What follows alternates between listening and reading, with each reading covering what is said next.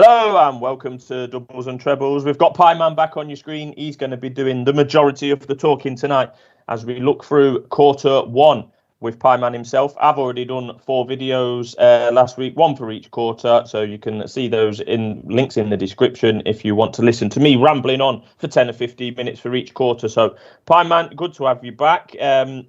I mean, the World Championship's the most exciting time of the year, and that's why you're ready to rumble with all sorts of detail, insight, tips for each quarter, starting with quarter one tonight.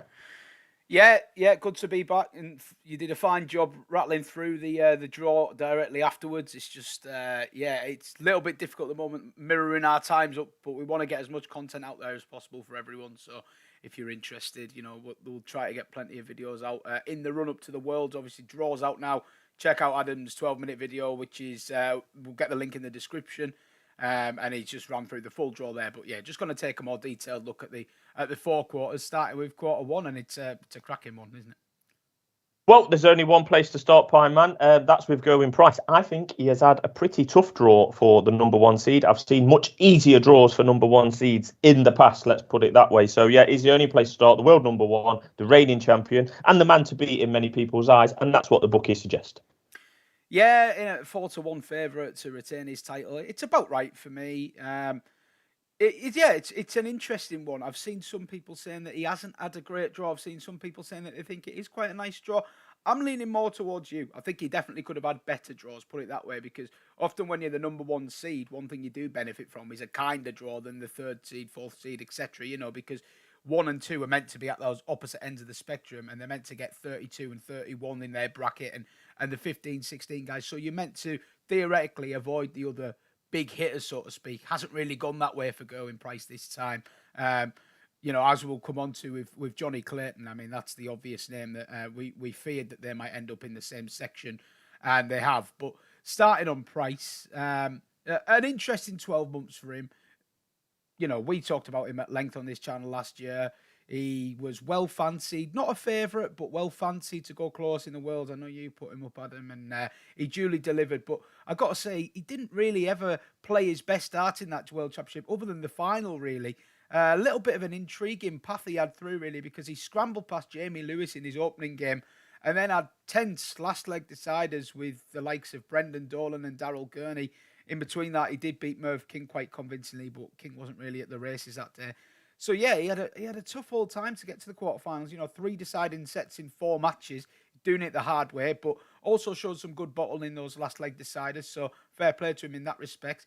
Semi-final against Stephen Bunting, I think he would have taken that at the start of the tournament, but Stephen Bunting a surprise package, and he played really well in that semi-final. He was 2-1, 3-1 up, and then, the wheels just came off a little bit for Bunting. I think he had a couple of big darts in the middle of that match to extend his lead, and he couldn't take them, and Price duly rode back and won 6-4. As I say, fantastic in the final, but again, Gary Anderson in the final. Gary Anderson didn't have a great year last year. It was a little bit of an anomaly, that performance in the Worlds, and so it's proven this year he really hasn't been at it for the large chunk of the year. So we'll just touch on that a little bit more, but I do have my reservations over the people that he beat to win that world title. But what you can't doubt is what he's done since. He has very much backed up the success. A very carefully constructed 2021, I think. He, had the disappointment of missing out on the Premier League, where he would have been a strong favourite because he had a positive COVID test literally a couple of days before the tournament started, and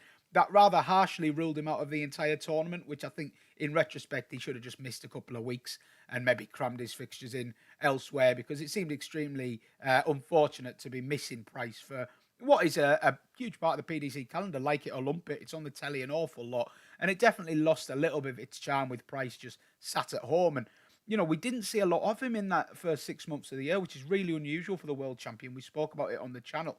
You expect to see plenty of him on the screens, and we just didn't. He got to the semi-final at the Masters and the UK Open. Then the Premier League took over, and we didn't see him for that long period. He didn't really play that many floor events this year. Decided to spend a lot of time with his family. Thought he would pick and choose his tournaments, and that has generally served him well. Obviously, a run to the World Cup quarterfinals with Jonny Clayton alongside him. Couldn't defend their title, but still played well. Quarterfinal exits from the match play, Europeans, World Series, but He was much better in the Grand Prix where he lost to Clayton in the final. And then he won the Grand Slam of Darts, his third Grand Slam of Darts triumph, and I thought he was really impressive in that. As I've touched on, a little bit concerned about his world's run, but his general form, he is the best player in the world at the moment. He does consistently average around a ton. And while he is beatable and he is short enough at 4-1, I don't think you can oppose him too strongly. But 4-1, it's not my kind of price in a World Championship. And I think it's an open field. So keen to take him on, although he obviously has great chances. I agree with you, Pieman. I do think he is the man to beat because it's an obvious statement, but Gerwyn Price's best at the moment, or this 2021 best, let's say, is better than everyone else at their 2021 best. That includes everyone in the field, in my opinion. You say it's open, Pieman. I mean, by my reckoning, and someone might correct me if I'm wrong, I'm sure. I think this is the most open betting field since 1995. Because I can't remember a World Championship where the favourite has been as big as 4-1. I mean, we've had years of Phil Taylor going off even money or sometimes even odds on. We've had Michael van Gerwen has gone off at similar prices for this tournament. Last year, van Gerwen was 5-2, and this year he's 9-2, and Price is in there at 4-1 favourite. So I think this is the biggest prize favourite since 1995, or possibly ever. Bearing in mind, I think the PDC World Championships only started in 94 or 95. So anyway, like I say, it's just wide open by its very nature. I wouldn't be a backer or a layer of Price. I think that his draw makes it the case that it's hard to have a strong opinion, really. And one of the main reasons for that, Pieman, as you've already touched on slightly, is the presence of Jonny Clayton, because he's the number 8 seed, but it's a false number 8 seed, as I'm sure you're going to explain. Yeah, it definitely is. He's been the man of the year with 4 TV titles, and what a real rise to prominence it's been for Jonny Clayton. But as darts fans, you were looking at it in October, November, looking at how the rankings were lining up and thinking, please don't let Jonny Clayton be that 8th seed, because I've got to be honest, on the form book, what I wanted to see all year was a Price Clayton World Championship final. I just think with the Welsh factor, the teammates in the World Cup, possibly the 2 best players, I think, in the world this year, and it just has all the makings of an absolute classic. But sure enough, we might have to settle for a quarter-final, which will still be an absolute cracker if it happens, I'm sure. But yeah, Jonny Clayton comes in at number 8, and that is, as you say, a bit of a false ranking because the Premier League and his Masters wins did not get him a single ranking point.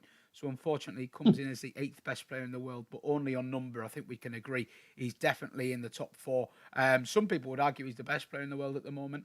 I'm not quite sure if he is. I think he's maybe just a tad behind his countryman Price, but I certainly think he has the beating of him, and Price has the beating of him as well. So that can go either way, I think. Well, Pieman, the last time that these two played, I believe it was in the Grand Slam, Jonny Clayton went off a slight favourite over Gerwyn Price. I flagged that at the time. I thought it was wrong. I didn't get involved, but it was just something to note that Jonny Clayton went off 4-5 to beat Gerwyn Price, who I think was even money at the time. I mean, that's a very significant point in time in darts betting, if you ask me. I don't think that would happen next time because Gerwyn Price duly won that time that he went off the slight outsider against his countryman. Yeah, and I think that is that happened as a result of Clayton's pummeling of him in that match play final 5-1. It was really sort of a statement victory, but even still, to do it multiple, if you're a favourite, what you're effectively saying there, if you're a favourite in a 2-horse race, if you play that game 100 times, you're going to win more than your opponent. And I'm just not sure that is quite the case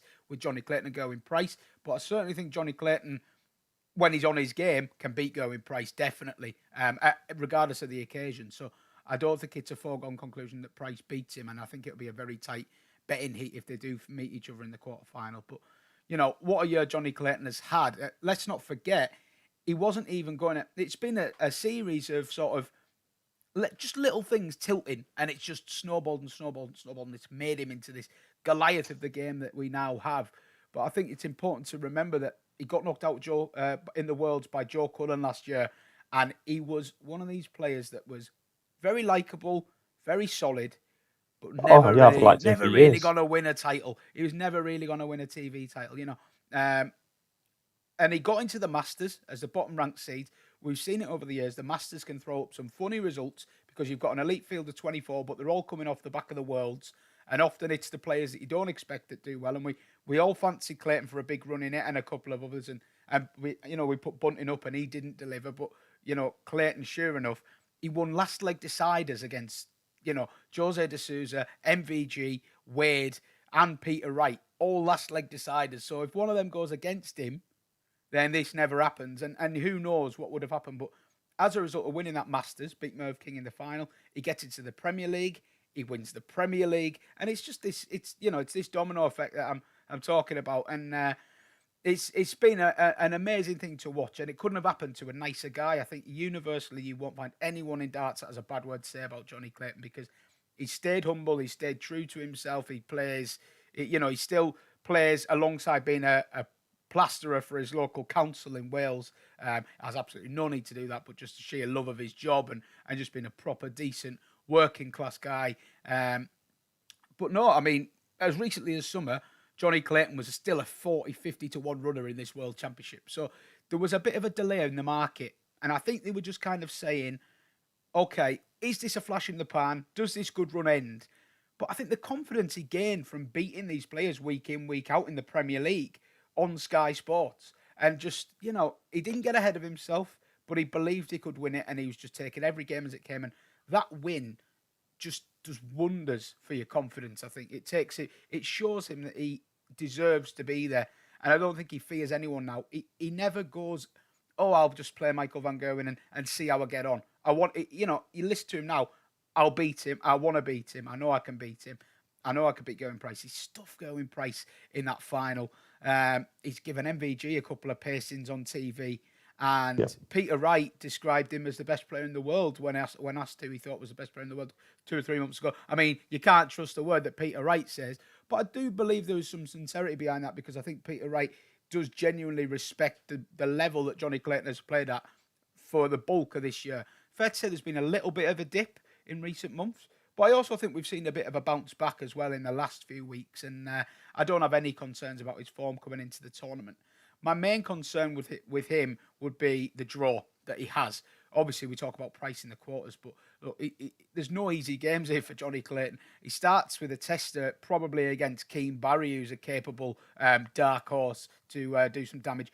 Gabriel Clemens may wait in store in round 3. Beyond that, he could have, world finalist Michael Smith from 2019, then Gerwyn Price, and that's just to get to the semi-final. So I think, if you're looking at it honestly, is Clayton value now at his current price? The value has probably gone on Jonny Clayton's price. However, it would be a very, very popular winner, and it's going to take a monumental performance to knock him out, I think. Yeah, I wouldn't be in a rush to be backing Jonny Clayton at, what is he now, 10 to 1? Less, I think. But, yeah, I know he's 7 or 8 to 1. But I know there's some people out there who are on at bigger, juicy prices around the 50s mark. So good luck to them. Another man, we've mentioned the 8th seed. Now we're on to the 9th seed, Michael Smith. Plenty to say about him, I imagine, Pieman. Yeah, Michael Smith. I mean, this quarter came out and everyone talked about Price, Clayton. Let's not forget, Michael Smith's a World Championship finalist. And Michael Smith played some fantastic stuff at the recent Grand Slam of Darts. But unfortunately, what do we say about Michael Smith all the way through his career? He's a nearly man. He's a nearly man who his doubles can go in the big moments, and he never quite gets over the line. He hasn't won anywhere near the amount of titles that his ability says he should have won.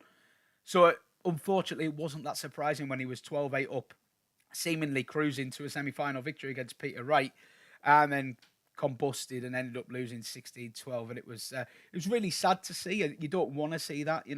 Michael Smith has his critics because he does have a way in his interviews of almost coming across a little bit arrogant sometimes and dismissive of his opponents. But I think that is a case of he has great self-belief, and he must have a lot of pent-up frustration that he's not delivered anywhere near what he should have delivered. And I think sometimes he tries to G himself up and say, you know what, I should be beating these players.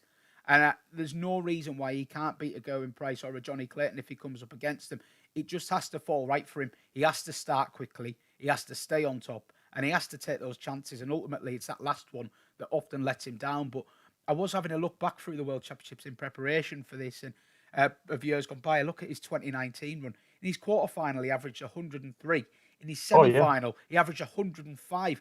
That is unbelievable over that length of contest to average that. I mean, that's 2 years ago. The game of darts and the quality of darts has improved on the whole. But that performance today, you'll do well to see someone average over a ton comfortably over a ton in their quarter and semi-final this year, regardless. MVG, Price, regardless. So that is the level of player we're dealing with there. So he really has been a little bit dismissed by a lot of people in this draw.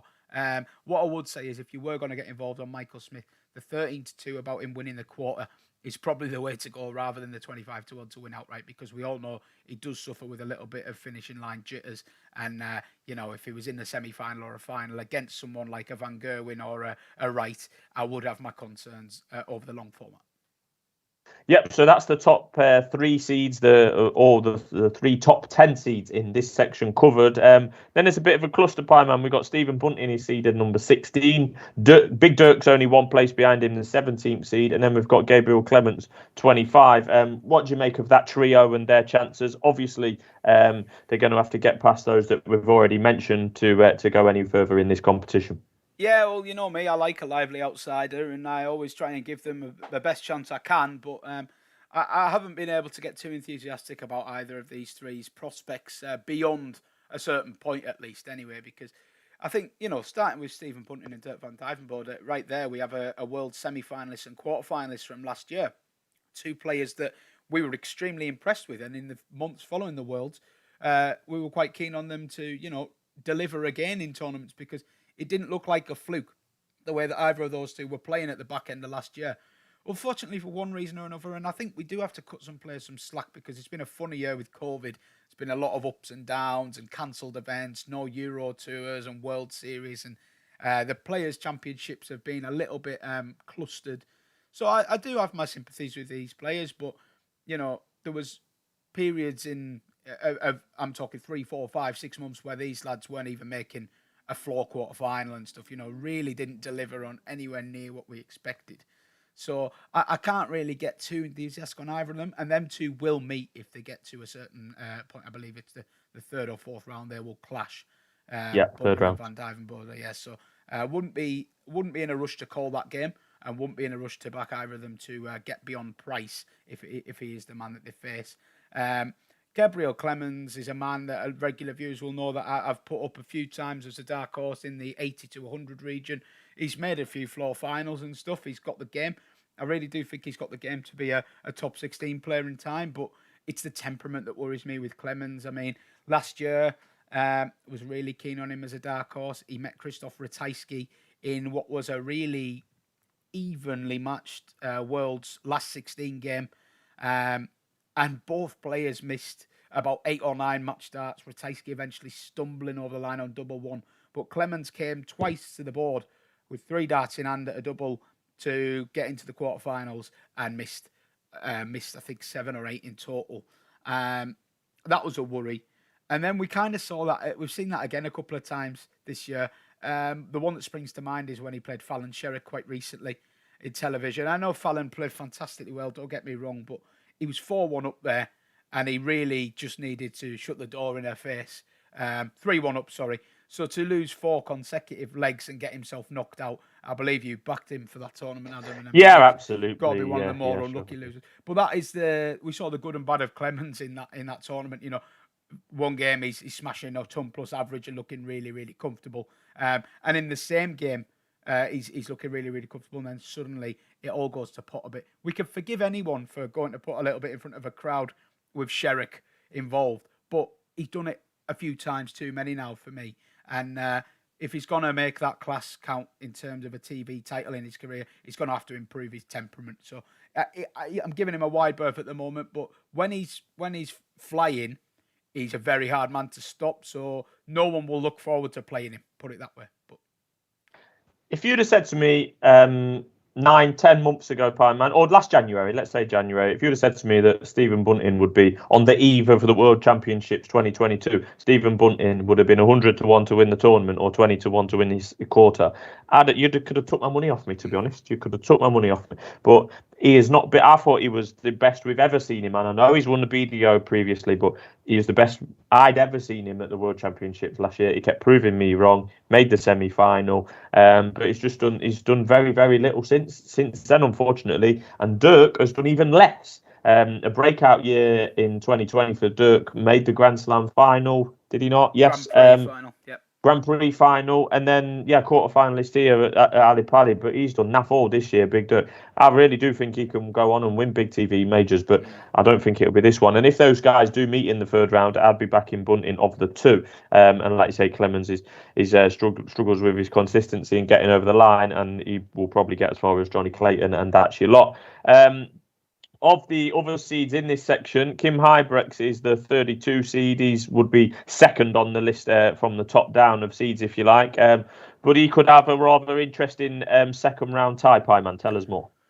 Yeah, he could. Kim, I think, 32 seed plays the 1 seed in round 3, as we said, and theoretically that should be a good draw for you. But I don't think Gerwyn Price would have picked Kim Huybrechts to be the first seed he would encounter, because Kim's had a bit of a resurgence, a renaissance in recent months, and played some fantastic darts. I mean, talking ton plus averages quite regularly. But he'll have a little bit of a tricky tie. I mean, he could play Fallon Sherrock in round 2.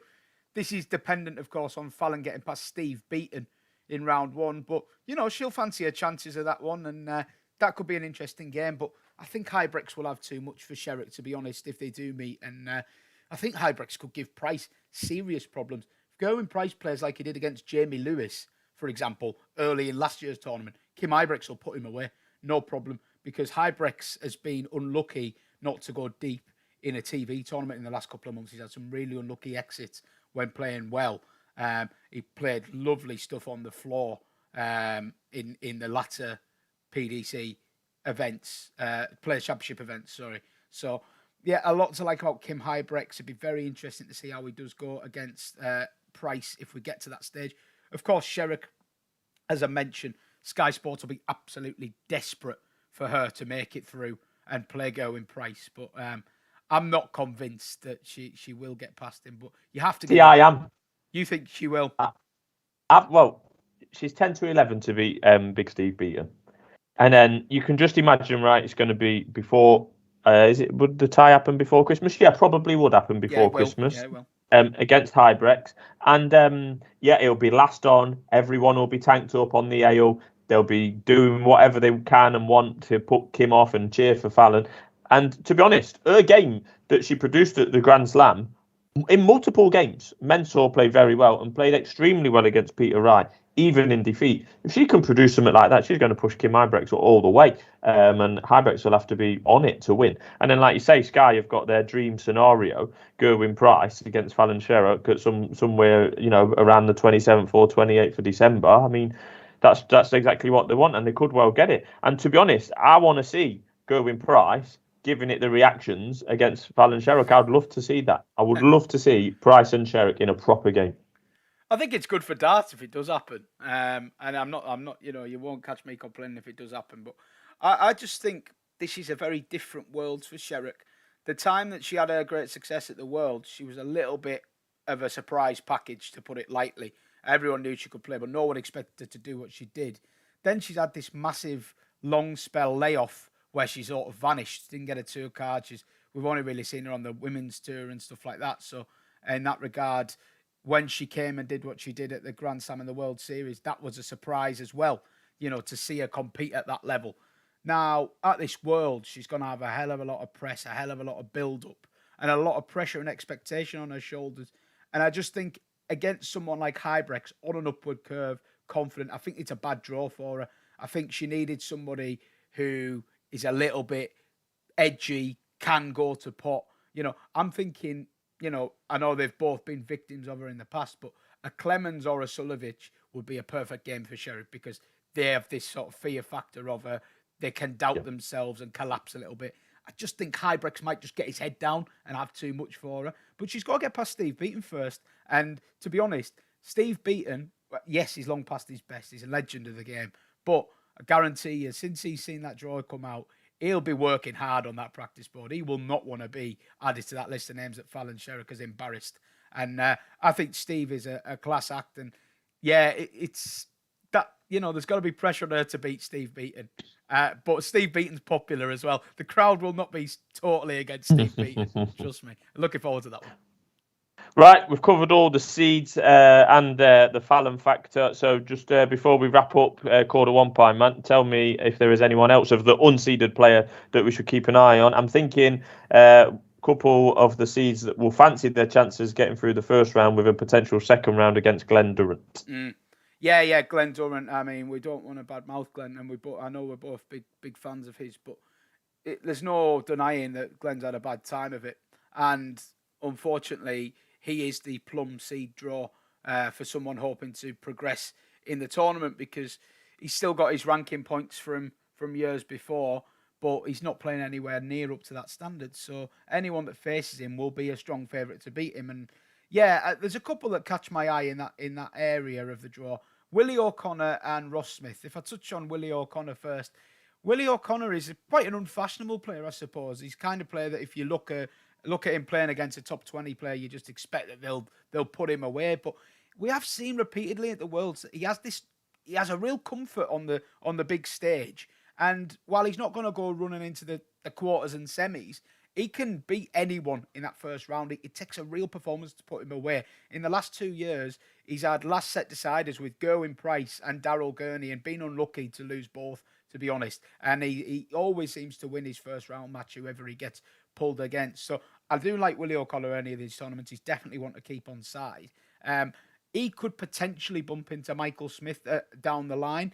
It would be the kind of player that I think could cause Michael Smith some serious problems because it's a game that Michael Smith will expect to win and he'll beat himself up if things aren't going well. And O'Connor just plays the board, really good, steady just player. Plugs away. Doesn't care what. He's good for a ball finish. Yeah. Good He's for just a ball really, finish. really Against the runner steady player. Yep. He'll just ton 40, ton. He's relentless. He's unfashionable. He's not going to win the World Championship, but he can do some damage. So Willie O'Connor definitely one to watch in this section. And the other one, the one that I think can cause a big upset, is Ross Smith. Someone that we put up at the start of the year as somebody who was going to have a big 2021. And he's duly delivered with that first Players' Championship win, another runner-up effort, which we benefited from. So, yeah, I mean, look, he's been fantastic on the floor. And we finally, as a result of that floor performance, get to see him on the television.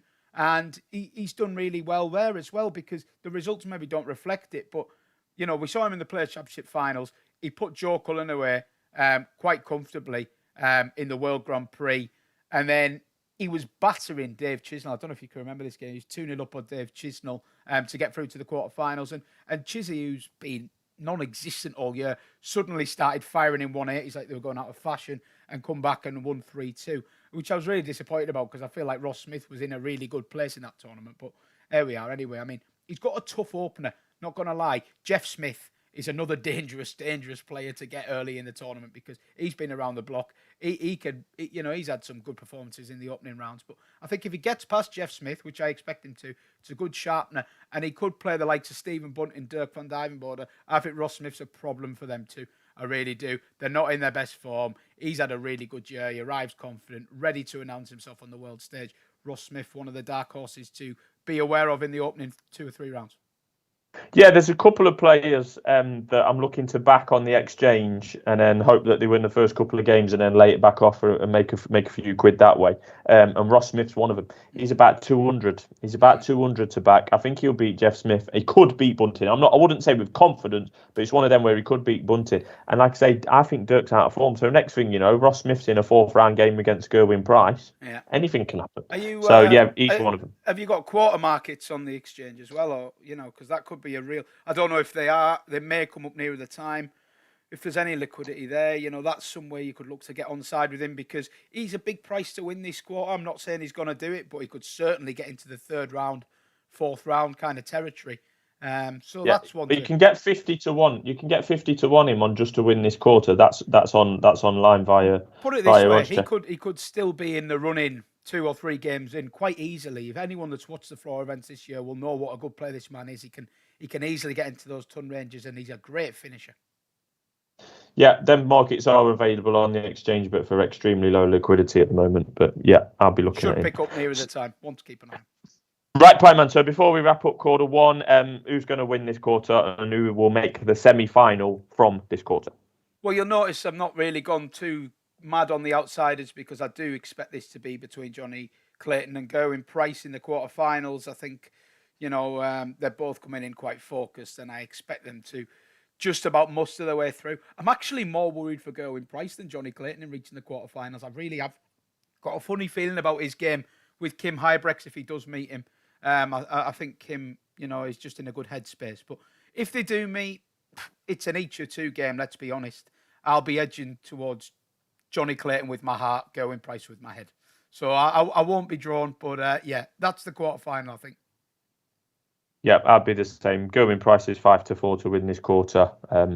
And yeah, I think that's fair enough. I don't think there's anything wrong with the prices in regards to the main protagonist in this section. But Ross Smith will be the runner of interest for me and possibly for you as well, Pieman. Mm-hmm. Yeah, definitely in his early matches, yeah. Yeah. Right, well, that's quarter one wrapped up of the Pieman's previews, and we'll be back, obviously, with the final three quarters in the coming hours and days. Thank you for listening. Yeah, thanks very much.